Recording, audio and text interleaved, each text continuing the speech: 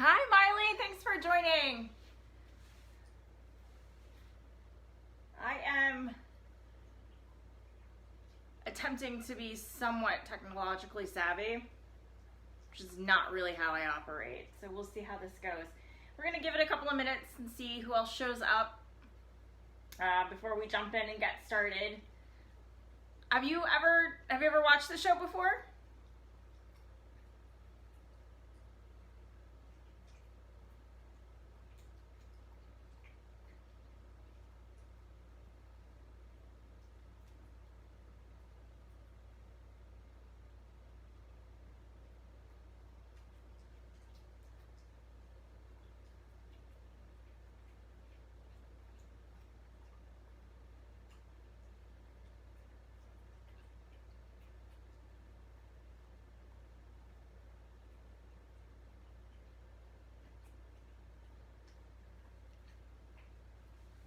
Hey, David. Thanks for joining.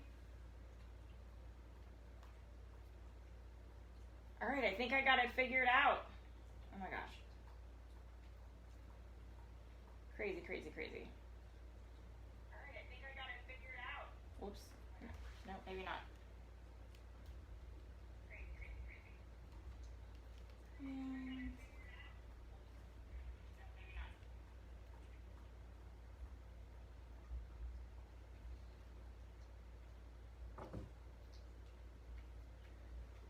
All right. How's everybody doing?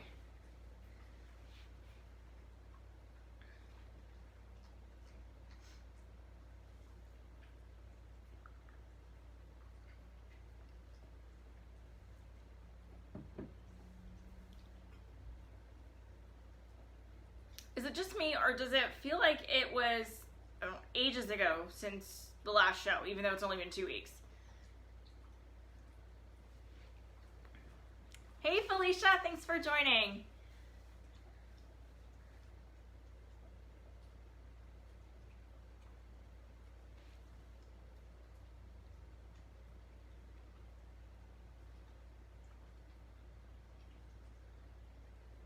We're just giving everybody a few minutes to kind of make their way into the parlor, and then we'll get started. I feel, it does, it feels like forever, Felicia. I don't know if it's just me, like, the days are flying by, but time is standing still. Does that make any sense to anyone but me?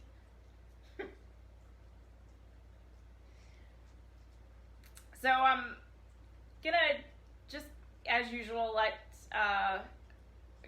us have a couple of minutes to allow people to mosey into the parlor here with us before we get started. I really was struggling with coming up with a topic this week, and it seemed like I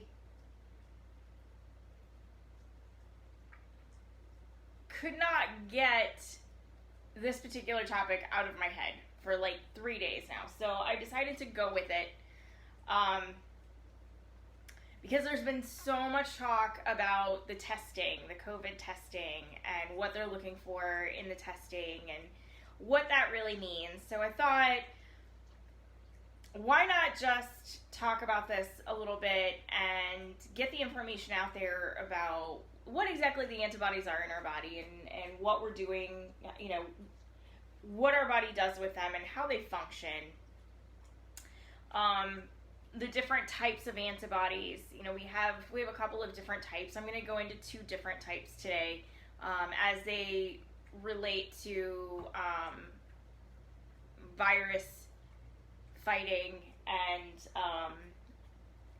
and how our body deals with fighting off viruses, and also bacteria, because our body fights off bacteria in a very similar way as far as antibodies go.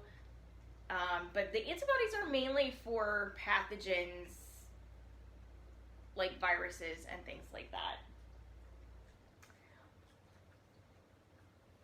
So we'll see how it goes. I know I've been really lax on promoting the show.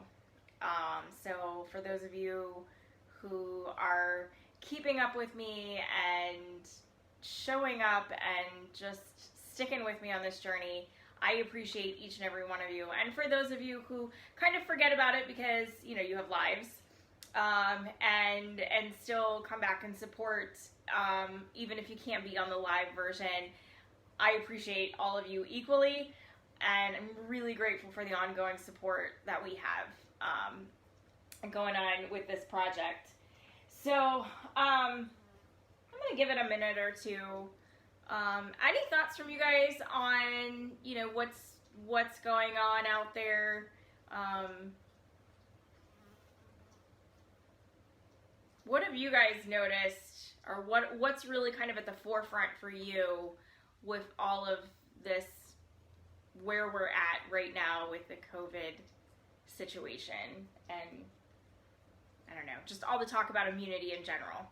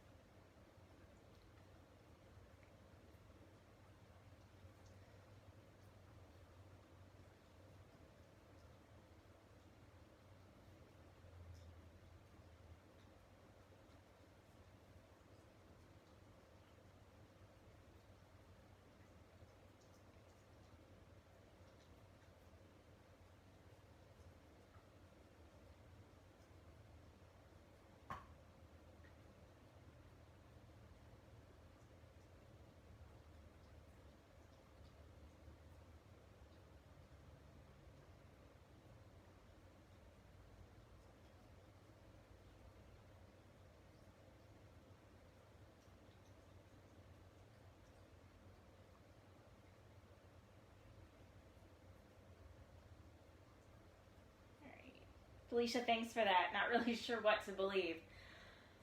Yeah, that's a challenge. There's so much stuff out there, and it's, there's all the stuff that's on the mainstream media, and then there's the stuff that's not mainstream media.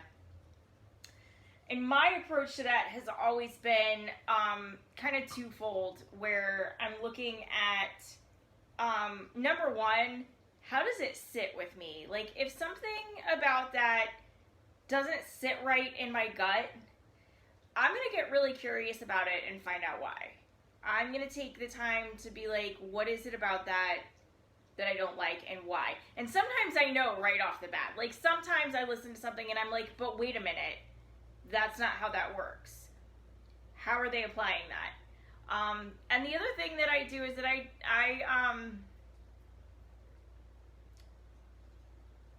tend to look a lot of stuff up. Like, I read a lot of nonfiction. I spend a lot of time really thinking about, okay, what do I know about this? And then what other information do I need? And that, honestly, that could be a full-time job. Like, your average person working 40 hours a week is probably not going to do all of that. I will stay up till 3 a.m. in, like, incognito mode, so nobody knows that I'm there, reading stuff, looking stuff up on different sites. I'm a member of a couple of different holistic and alternative sites that post info from that perspective, and I think a lot of the medical sites or just mainstream media, they have a limited number of sources. Let me just put it that way. When a certain group of people are writing your paycheck or signing the checks or funding you, you tend to not do stuff that steps on their toes. And it's, I personally feel like we no longer really have freedom of the press anymore, as far as like mainstream media goes.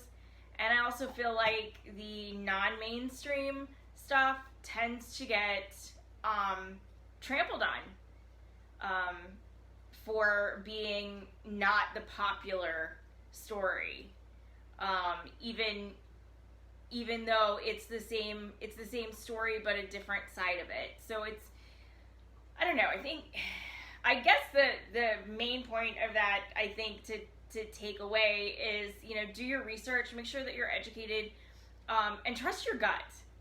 we have really good bullshit detectors as human beings. And I think if we stop overriding this with this, and everything that we see out here, it serves us so much better. I was watching this video from a hypnotherapist talking about it was about face reading, but he like took a rabbit hole, much like I do in my talks, and started talking about the neuroscience behind behavior and cognitive belief. And he said that the more physical we make it, in other words, the more our body gets involved, the more it becomes second nature mentally. Which, when I heard that, I was like, well, that goes right back to Pavlov's law, where Pavlov was talking about, hey Doug, hey Jess, thanks for joining, about training and the repeat of specific rewards or specific behaviors and then a specific outcome. And in that research, he talked about how, like, the more that we do something physically, the more it becomes our normal, mental and emotionally. And that then went into some of his other research that was used for like cognitive conditioning or brainwashing, for lack of a better word, where that could be used in a manner that, when done slowly, like the frog in the pot that's brought to a boil, could then change the behavior of certain groups of people based on compliance early on and continued compliance, because then that behavior is just part of their life. So it's interesting. Oh my God, you guys are not late. We're still waiting on people to pop into the parlor here and like just totally not talking about the actual topic yet. So don't worry about it, Doug, Jess. You guys are good. Thanks for being here. I appreciate you guys so much. That being said, I think I am going to go ahead and jump into the topic tonight. Again, I'm really grateful for all of you being here and the support that this project has gotten. It has been a tremendous response to me just deciding to sit in my big comfy chair in my living room and call it a parlor and just talk to you guys and get this information out there. So I'm so thankful for all of you for being here and being connected and responsive and all of what you guys are doing to be supportive here. Hey Mike, thanks for joining. Because if it weren't for you, I wouldn't be doing this. Like, there's no point for me to sit here and talk to a camera if no one is using this information. So thank you so much for that. We're going to go ahead and jump in. I want to talk about, we're talking about antibodies tonight. And again, this is kind of something that stuck in my head this last week or so, but I was trying to figure out what topic to talk on, and all of this stuff about testing for the COVID virus and all of that came up and what they're looking for. So I wanted to just talk about antibodies for a minute, and about how they work in the body, and then I'm going to talk a little bit about how that applies to the testing and other viral testing as well. So first off, antibodies are immunoproteins. These are little soldiers that our immune system produces that are like a special forces group for certain pathogens. We develop antibodies for specific viruses, and then they hang out and they're like the on-call group if that virus shows up again, because they already have the training and know how to handle that particular virus.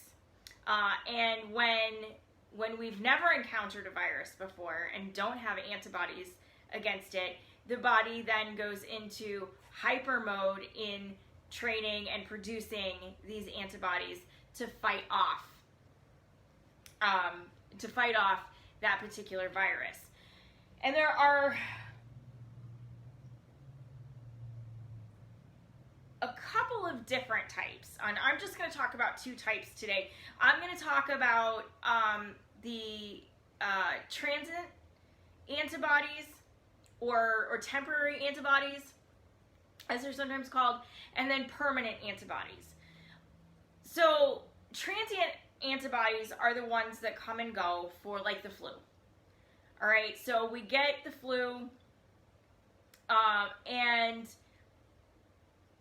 our body fights it off and we have these antibodies and then they have a shelf life, right? So like we don't get the flu for another 6 months and they're like, well, we don't need these guys sitting around taking up resources and being fed and being kept healthy, so we're going to go ahead and they can go. And they go away. And then we get the flu again, and there's kind of a muscle memory that goes on there in the immune system when it comes to fighting off flus that we've had before, but it's not necessarily the antibodies themselves. It's just like this ongoing, I don't know, mutation that we have. So we'll produce new antibodies for that flu virus. And I think, you know, particularly for the flu, because of the nature of that particular virus where it's constantly morphing,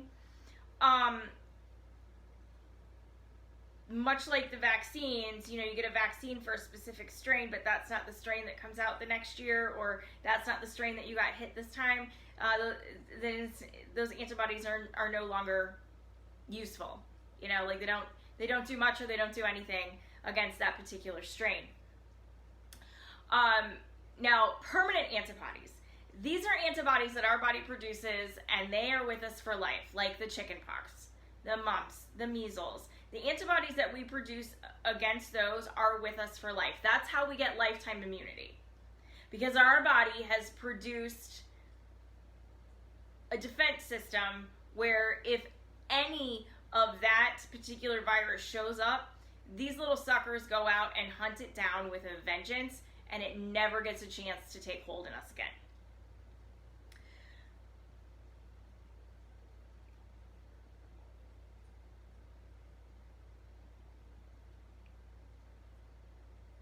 So the question is really kind of in the environment that we're in right now with all of this coronavirus stuff is what type of virus is this and how is our body responding to it? So, and there's not any definitive information, much like everything else that we've gotten around this virus, is that there isn't really any definitive information because we haven't had enough time to collect the data to give us the information that we need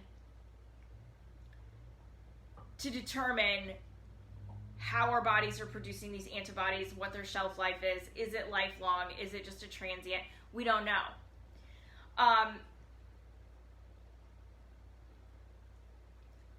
What we do know is that there are specific ways to enhance your body's ability to produce antibodies. And that is very simple, actually, because it follows the same lines of just generally boosting your immune system. So for those of you who have been in the class for a while, the number one thing that you can do to boost your immunity, go, sound off.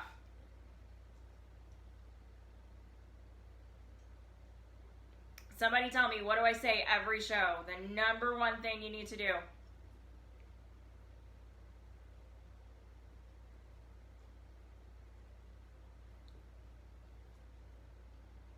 We've got an awesome group here tonight, and I know I've only shouted out to a couple of people. But Doug and Jess, hydrate. Yes, thank you so much. I know I haven't shouted out to everyone. Your name is not necessarily coming up on the screen, so I apologize if I'm not giving you the shout out. Hello to everyone who is out there that I've not said hi to, and thank you for being here. Yes, hydrate. Drink water. Felicia, we're gonna specify that, right? Drink water. Because drink. Yes, hydrate. Make sure you're drinking plenty of water. Your entire immune system is dependent upon you being well hydrated. Your lymphatic system in particular needs water to keep it the right viscosity to flow through the lymphatic vessels and to get these little soldiers where they need to be to do their work. And so you need to make sure that you're staying hydrated. The other thing that's super important is that you are well rested. All right? This doesn't mean just enough sleep. This also means that you're taking downtime. We live in a society that is so driven by production. You need to be productive. You need to be doing something useful like every minute of every day. And we were not designed to work that way. We need rest. We need time. We need downtime. We need an opportunity to kind of hit that reset button and refresh during the day. To just take a few minutes and do nothing, to recharge, recenter, do whatever we need to replenish our energies. You know, I know a lot of people that I work with as far as clients complain about what I call the 2 o'clock does, or like the 2 o'clock crash, where right around 2 o'clock in the afternoon, there's just a total loss of productivity. And I really think that has to do with the fact that we don't really give ourselves time to recharge midday. Like, we get up and we're going and going and going and going, and we push ourselves so far that by 2 o'clock, our body's like, well, sorry, you got the maximum you're going to get out of us, and it's going to be like subpar for the rest of the day. And so just taking a few minutes. I know a lot of people in, hey Becky, thanks for joining. A lot of people, especially in the medical field, you know, these receptionists and the front desk workers often work through their lunch periods, and I see them get worn out. I see people really struggling to finish their day. Like, by the end of the day, they're like, oh my gosh, I'm so exhausted, because they pushed and pushed and pushed, and they didn't take time to, number one, sit down and rest while they're eating. You know, they're still in that same stress, go, go, go, productive mood, which makes digestion really difficult, because our digestion doesn't work in that scenario, or at least not as effectively. You know, like, our digestion is designed to shut down when we're in stress mode, because the physiological response is the same that we had way back in the day when, like, we wanted to go and eat. Hey Connie, thanks for joining. But the saber-toothed tiger was coming after us because he wanted to eat too. And so our body's not thinking about breaking down that burger and utilizing that food if we are running for our lives. And the stress that we often experience in our daily lives has that same effect. So making sure that you are getting some downtime and really resting. When you sit down to eat, sit down, rest. Just give yourself time to be with that food and eat, so that your digestion has an opportunity to really do its thing. You know, give yourself a good half an hour after you eat to just rest and give your body time to do that digestion and to recenter and kind of recharge a bit. All right. And then, of course, there is the dietary side of that, where it's super important what we put in our body. So I want to talk about some of the things not to do to boost your immunity and that will hinder the production of antibodies in the body kind of subsequently. Number one, high sugar diets. Now, this can be from refined sugars like candies and cakes and cookies and all of the goodies.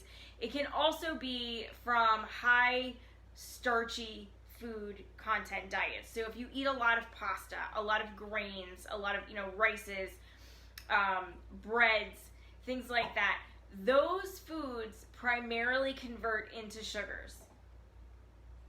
All right. So what color are those foods that I just mentioned? Sound off for me. Somebody tell me, what color are they primarily? We're talking about sugars and starchy foods or grains. What color are they?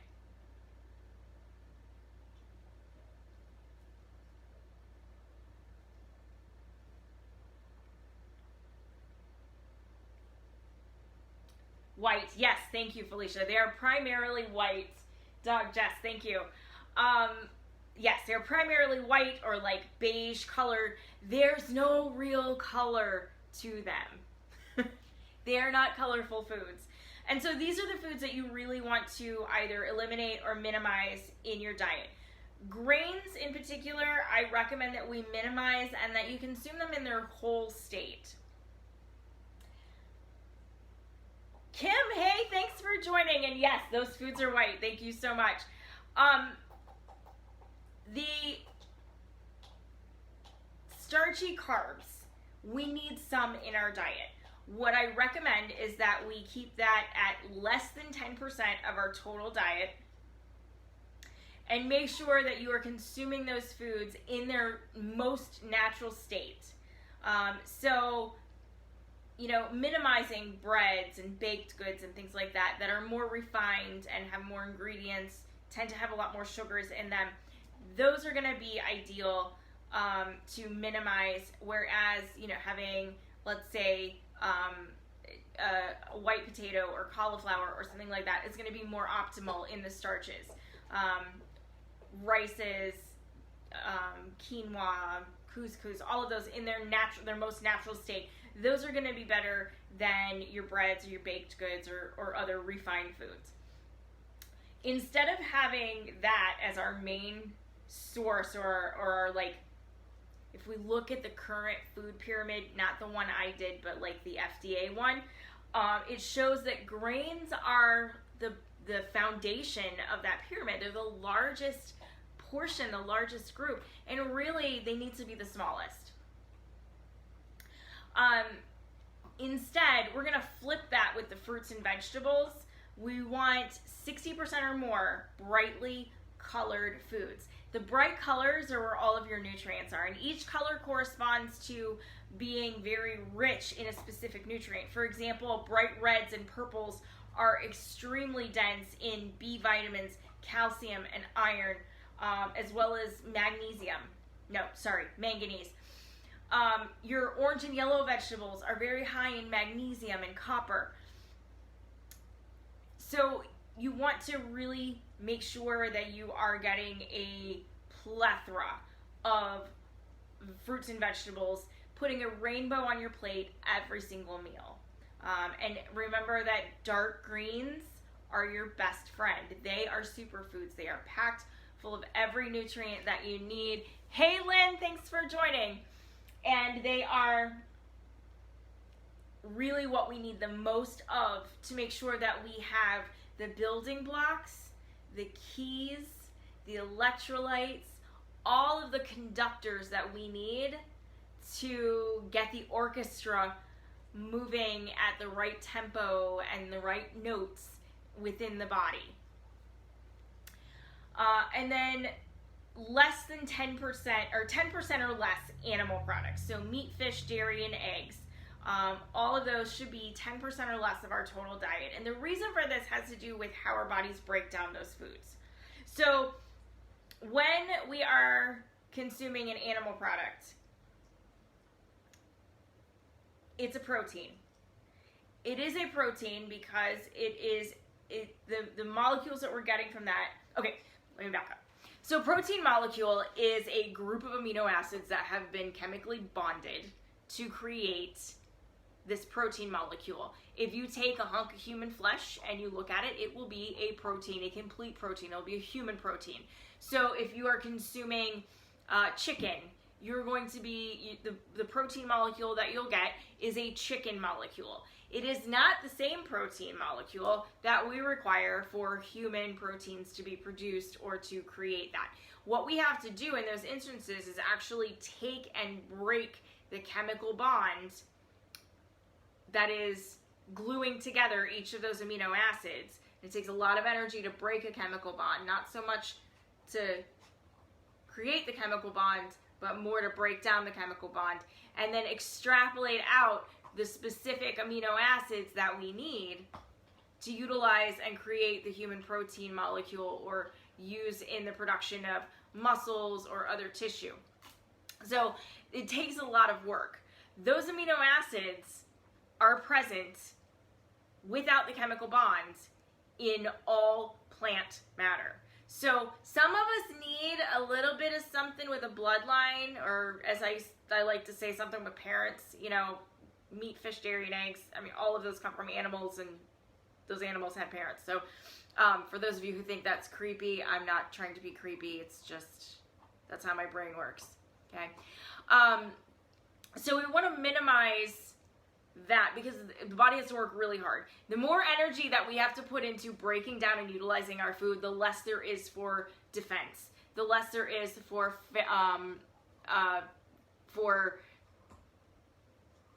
defense and cleansing and repair. Hey, Allie, thanks for joining. And it's really important that we get the most out of our food while expending the least amount of energy so that we have that energy for those other activities. And that's another reason why it's important to rest while you are consuming, because not only do we need a lot of energy to digest, and that doesn't happen when we're in a stress mode, but we also need to make sure that we are allowing the body to simply focus the energy on digestion so that when it's needed for the production of antibodies or other immune function, that it's there. It's there, and we have all of the tools. All right, the last thing that you can do to support your body in producing plenty of antibodies is to make sure that you are exercising your immune system. What do I mean by that? So just like our muscles, just like our mind, just like every other part of our being, if we do not utilize it, it gets weaker. And our immune system needs to be exposed to different things in order to do its job. So if you were to take a swab off of your skin right now, you would find all sorts of bacteria and virus that are often beneficial to us. Okay, and there's lots of different types out there. Some of them are incredibly beneficial and some of them are not. Okay, the ones that are not are the ones that stimulate our immune system to go, oh no sir, you don't belong here. We don't work together well, so out comes the army and we're gonna kick you out. Like, that's how it's gonna work. So it's better to, how do I put this? It's better to be out in the world and exercising your immune system responsibly, and I'm going to qualify what responsibly means in my head here in a minute. But to do that responsibly, than to isolate yourself completely and not expose yourself. Because when you isolate yourself completely, you are not exercising your immune system, and then it actually gets weakened. It gets depressed in a way. Like, it doesn't have to do the work, so it doesn't. And then we're in this position where if we do get hit with something, our immunity is not necessarily up to par. Like, it's like an athlete training. Like, in the off season, athletes still train, because if they don't, when they come back next season, they're not going to be performing the way that they were at the end of the season. So, okay, so what do I mean by responsible exposure?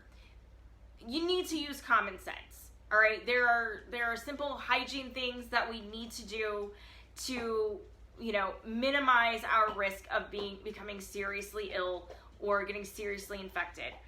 You also need to be aware of your own personal circumstances.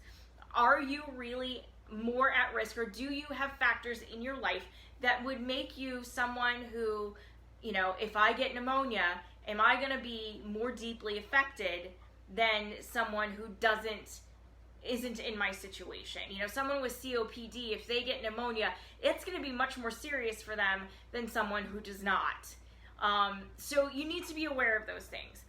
Also, don't overly expose yourself, right? So we're going to be exposed one way or another just by being out in the public. However, to avoid anything major, again, use common sense. You know, what I tell people, you know, coming into my office, if you're sick, you need to stay home. Sometimes it's not appropriate to share, right? So don't expose yourself to someone if you don't have to, who is sick. You know, I even tell my kids, as much as I love my kids and I love having them over here, if they're sick, don't come over here. Stay home, rest, get better, take good care of yourself. I love you. From here, I will send you good energy and healing light. But don't share that with me, because then I'm down and you know, that affects me going into the office and helping other people, or exposes other people that don't need that. Like, we don't need to be frivolous about how we are exposing ourselves, but we don't need to be overly enthusiastic about how we are trying to not expose ourselves, because there's no way to not expose yourself. You simply need to make common sense choices to protect yourself. And the first way to do that is not about not being around other people. It's about how you care for yourself. Are you getting enough rest? Do you have enough emotional support? Because emotional and mental stresses and traumas will just wear you out. And that drains far more resources physically and stresses out the immune system way more than physical stresses.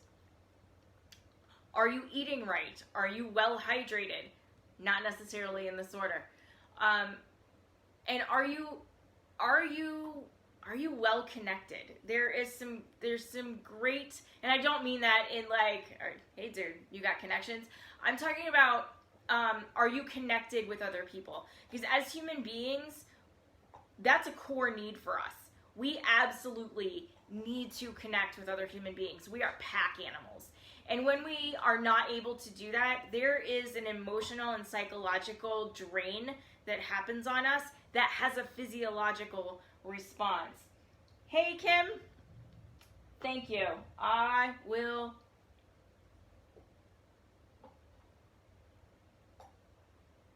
Yes, when your vitamin D gets low. Absolutely. But and there's a reason. And okay, I'll answer that in a second. Yeah. Okay. So being connected emotionally. That's the one thing that we look for. And I think if we look around, we are, in the words of Brene Brown, who's like been in my morning talks for weeks now, we are in a connection deficit in our community, and or in just in society in general. We do not connect with each other personally like we used to. Yeah, we're all on Facebook. We got tons of friends, but are we really connected to those people? And I would say no. You know, most of that is extremely superficial. We are not connecting on a deep emotional soul level, which is what we need. That is part of our survival mechanism and our basic needs. And if we don't have that, that actually can weigh on us. Not can, does. It does weigh on us physically and depletes us physically. Are you coming up here, baby? Come here. Come here. Emmy's going to join us. Join the conversation. It depletes us physically and makes it really hard for us to deal with other physical things coming in, because not only are we not connected, so then we feel very isolated. And that can hinder our immunity, that can hinder our ability to heal, that can hinder our ability to just cope with basic day-to-day BS. And so having that good support system, and I don't mean you need to have, 500 people in your close, tight circle. We really just need a handful of people. If you've got 2 or 3 people that are like your ride or die people that without a doubt, if you call them up and you're like, I'm struggling, I just need to connect with somebody, they're like, I'm there. That's enough. That's enough to like have that energy exchange and recharge you, and it even has a positive effect on your immunity. All right, so that's what we can do.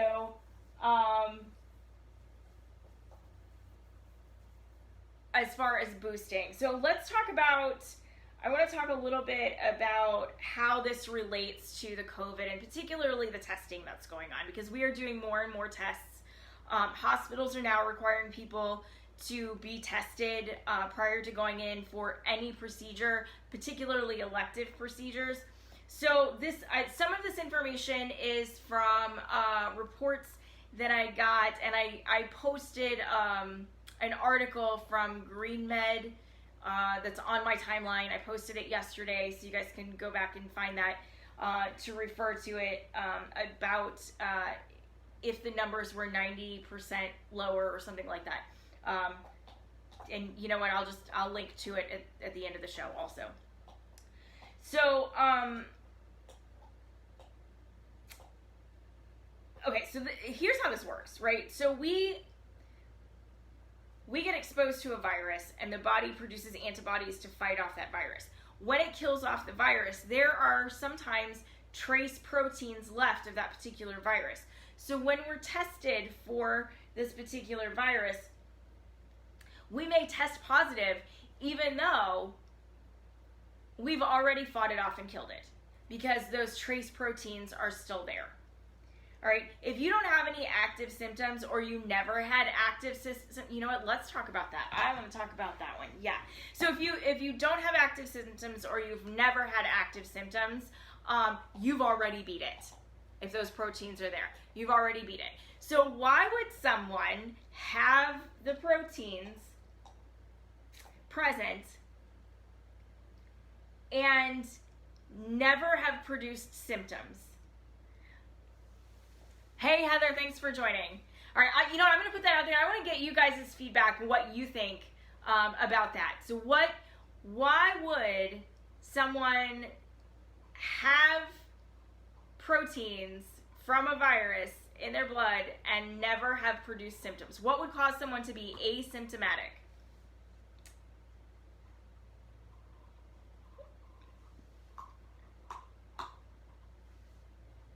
I think.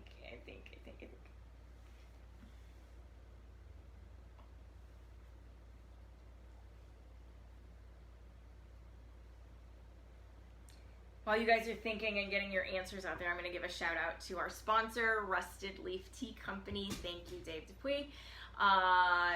This is, again, I am drinking my absolute favorite tea right now. Oh, we're going to get a Duke. Come on, buddy. There's room. Come here. No? On the couch? Okay. I'm drinking my absolute favorite tea. This is a jasmine tea. And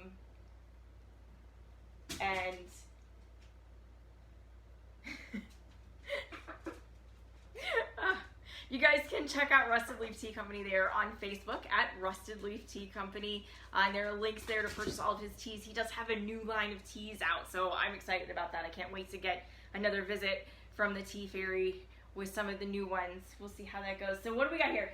So Doug and Jess said their immune system killed it off before you had symptoms. Okay, awesome. Felicia said body fought off the virus before it got to a level with symptoms. All right. And Dave Puz says his immune system kicks ass. You are all correct. So here's what happens. We get attacked by something, and if our immune system is strong enough to kill it without having to produce a fever, to cough anything up, to encapsulate anything in mucus, we won't produce symptoms. Our body will just break it down and flush it out, and we're done.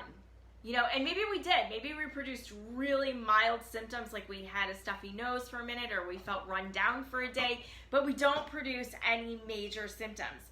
That's what asymptomatic healing looks like. It means your immune system did its job so freaking well that you were barely affected.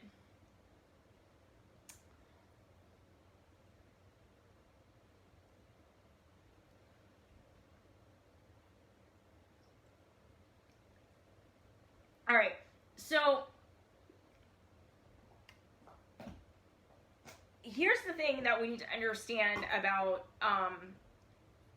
this is that with the new strains coming out, we don't know how long it takes for the body, and this is true of every virus, but particularly with this strain of coronavirus, because it is a new strain, like we've never seen it before, it's newly identified, it has new markers, it has new genomes and all that fun jazz.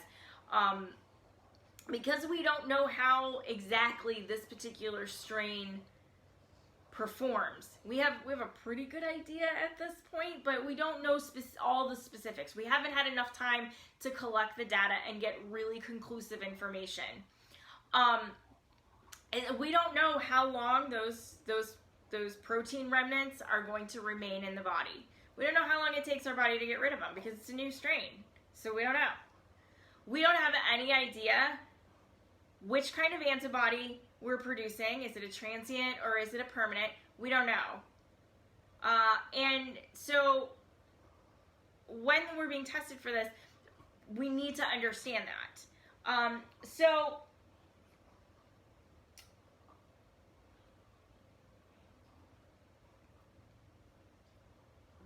there's some debate on whether or not having this particular strain, once you have it and beat it, and there's like an over 90% recovery rate, if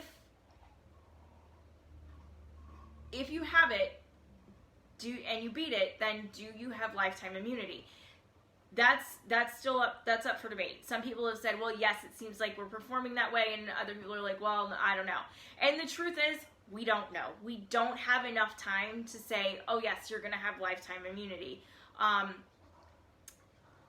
If we do, if that's how this virus, how our body is responding to this virus, is that when we get it and we fight it off, we're making permanent antibodies.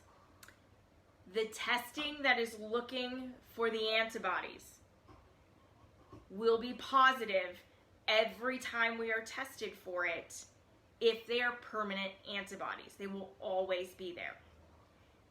If they're not permanent antibodies, we also don't know how long those transient antibodies stay active after we've beat the virus. We don't know. We could have them for years.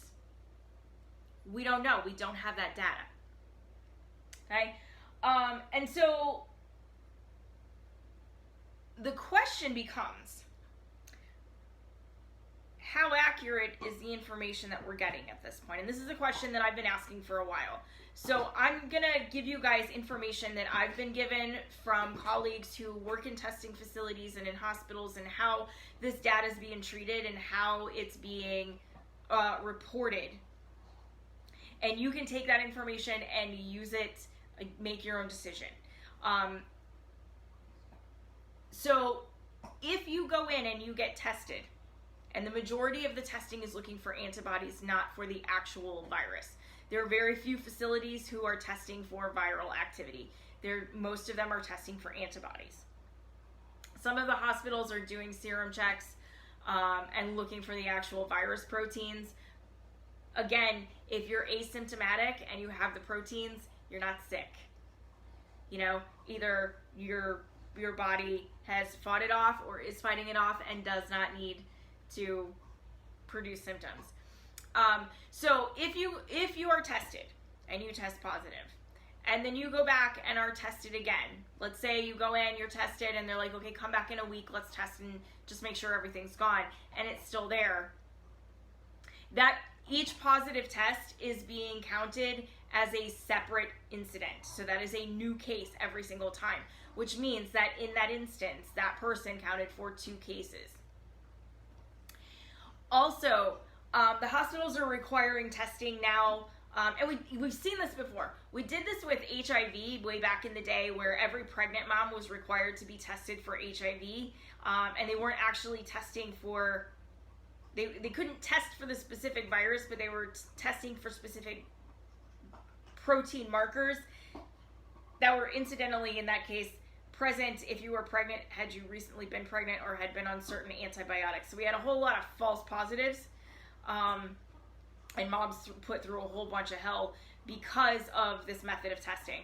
And we're seeing something similar here in that the efficacy of the testing is only shown to be about 50%, which is not, doesn't meet our standards prior to this for an effective test. It's usually 90% or higher, and in like super extreme cases, 70 to 80% would be acceptable. 50% is a failing grade. So in the hospital, if you go in for any kind of elective surgery, you're required to take a test. And if you have the antibodies or you have the proteins showing up, this is listed as a COVID hospitalization, even though it was not related to COVID. You were not hospitalized for COVID. You tested positive while admitted to the hospital for something completely unrelated.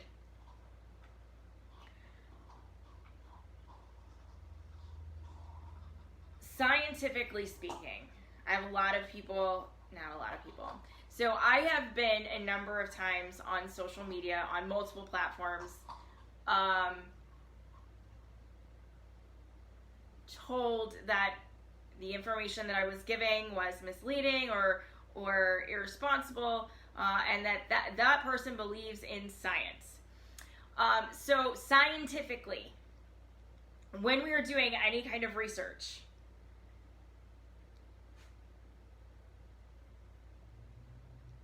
the protocols involved in quantifying that research require that there be accurate accounting of your data.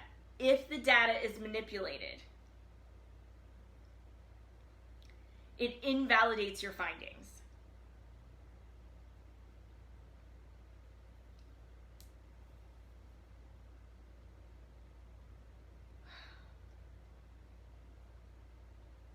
So that's the information that I have as far as antibodies, how that works in the body, how that's relating to what's going on with COVID right now. And I want to encourage you guys to, do your own research and, just be educated. Always be learning. And while you're at it, be kind and respect others, because there are valid points on both sides of the argument. And I have to say, Facebook has been a real challenge for me the last, since March, because this whole thing has brought out not the best in people. There's this old saying that character is not built in adversity but revealed, and I don't think that's necessarily the case. I think that there's a lot of social manipulation going on within everything, and there's a lot of divisiveness, and that divisiveness has clearly come to a head, particularly on social media, where there's not a whole lot of personal responsibility because you're not in front of that person. I know that the majority of the comments that have been made to me that were just horrible personal attacks were because that person didn't have to stand in front of me and be accountable for what they said. And most of them don't even know me, so, I also know that divisive topics bring out the worst in people because we are pack animals and because we need to belong. It's so important that people agree with us so we can belong. And admittedly, I got caught up in that. There were times when I got into conversations that I could have completely walked away from. And while what I kept telling myself was my intention, hey Dave, thanks for joining, to just educate, there were times when I came across as condescending and judgmental. And I'll be honest, when I did it, it didn't feel good. It was ugly. And so I just want to remind you guys that we're all human beings, and I know I'm probably preaching to the choir because, you all come here and you sit with me, and so many of you are of the same ilk that it's just, you know, it's so important. It's so important to have these conversations with differing views before it to be a conversation. And I think we've gotten to a place in our society, and particularly on social media, where we're not actually emotionally or energetically connected to the people on the other end, where we just need to be heard and we just don't really care. And I say this as someone who is human and has done it, and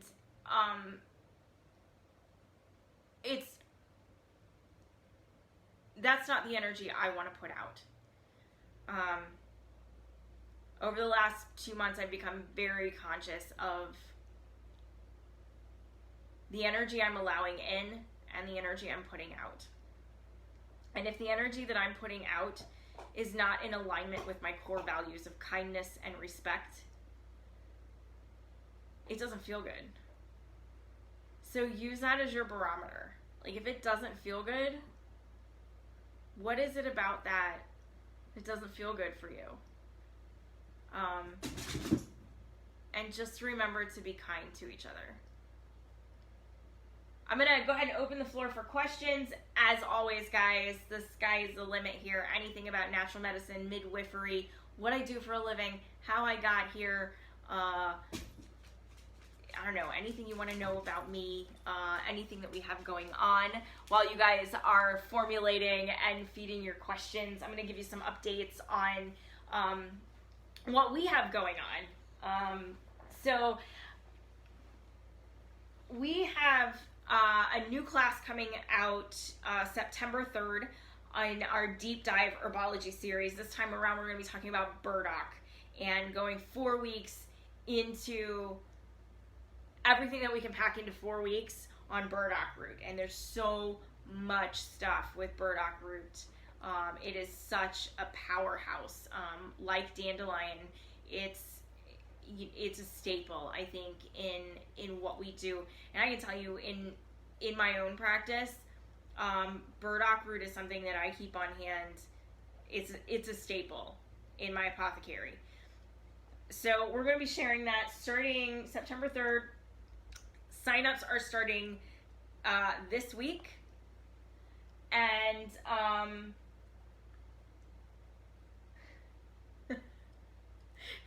I will address that question in just a minute because it's part of my updates. Thank you, Dr. Jess. I appreciate that. So signups will be starting this week to pre-register for that class. Also, Deep Dive Dandelion is available forever. It is up. It's there. You guys can get onto Teachable and sign into that class. It's $70 for these classes, and you get it forever, which means that every time that we do some kind of update, you get that too. What are we doing? Oh, okay. So in January, we are launching a new project. So I was talking with my editor, and we've been trying to figure out a format for a new cookbook. Here's the struggle that I'm having. So when you make a cookbook and you print it, it's expensive, because cookbooks are those kind of books that need colored photos, right?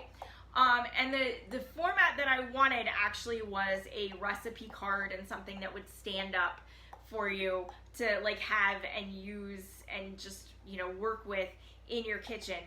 And we decided I'm not going to do a cookbook. What we're going to do instead is a recipe of the month club, where you get 3 recipes a month, and they're going to be on an 8.5 by 11 card, both sides, and it's going to have all of your instructions that you would normally get.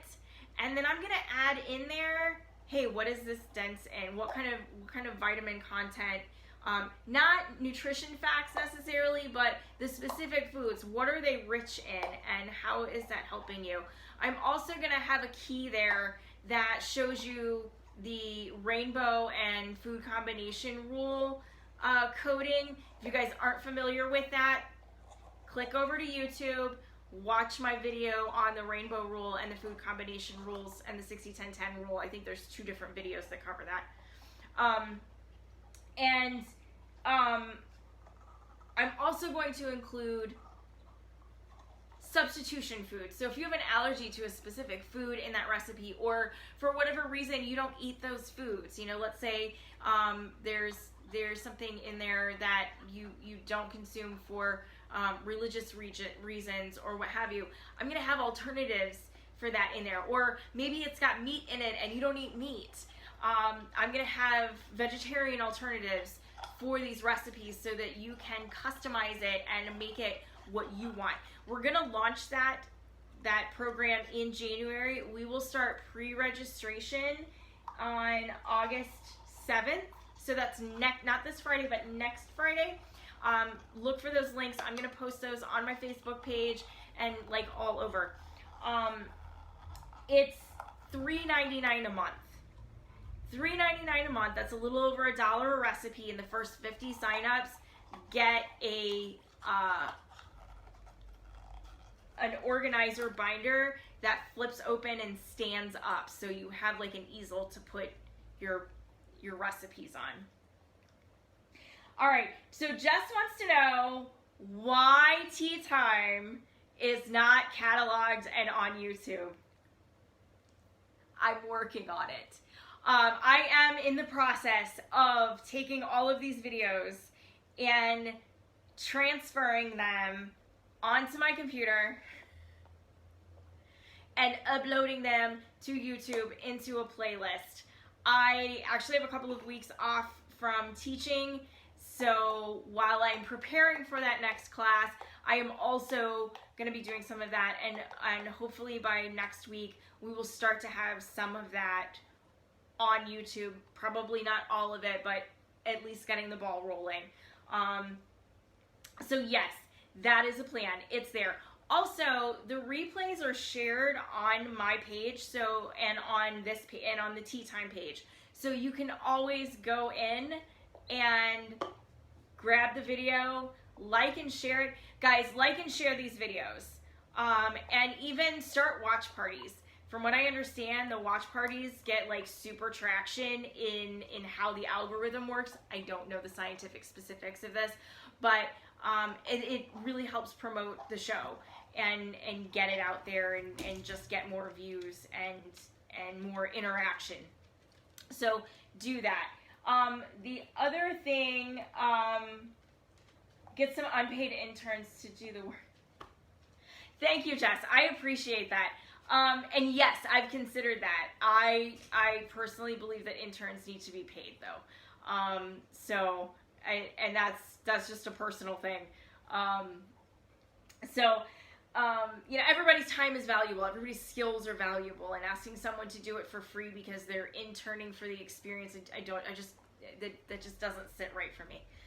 And I have done that in the past. I just, you know, Doug said it. Okay. Okay, guys. Thank you. All right. One last thing. Crap. What was I gonna say?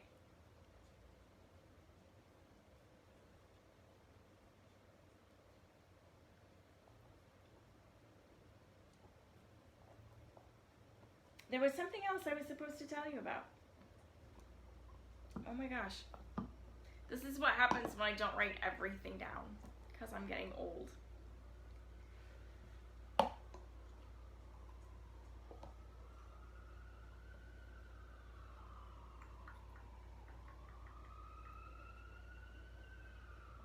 Okay, it'll come to me at like 3 in the morning and I'll write a note to make a post. So,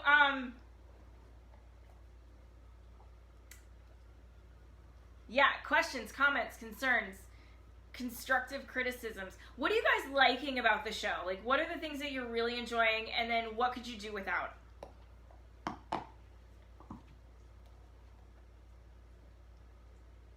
Also, I need a time check.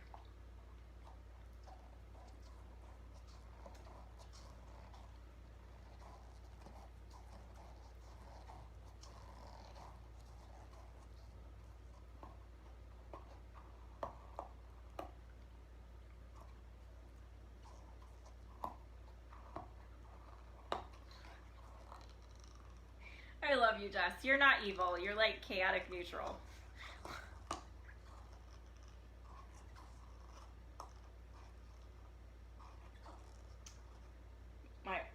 My honest, objective opinion.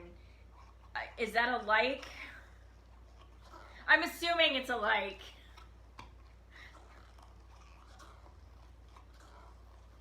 I hope it's a like. Because realistically, if it's not, too bad.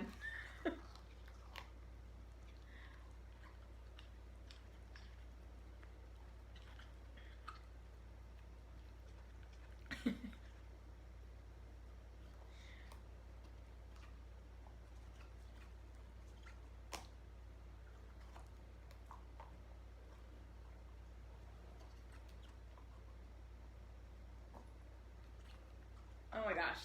All right, we are at the top of the hour. So I'm gonna go ahead and just give it one last, my God, I talked a lot today. One last open. I know we've had a few people drop off. Are there any questions?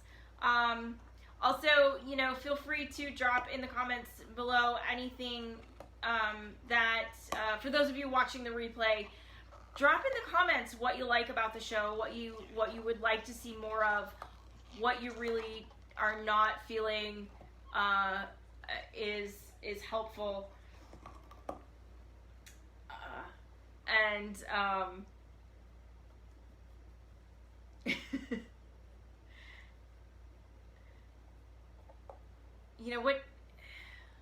what are you finding really useful about this, and what could you do without? Your feedback is so important to me. It helps me to keep growing as a naturopath and as a teacher and as someone who provides this information. And it also lets me know what you guys are looking for so that I can give you valuable, useful information. So I appreciate that feedback. I appreciate everyone's participation and support in this project. I am so floored at how this was received and how it took off. Thank you from the bottom of my heart. I appreciate that. I am going to go ahead and sign off for the night, and thank you again for spending your Thursday night with me. I will see you in 2 weeks, and remember, be kind to yourselves and be kind to each other. Have a great night.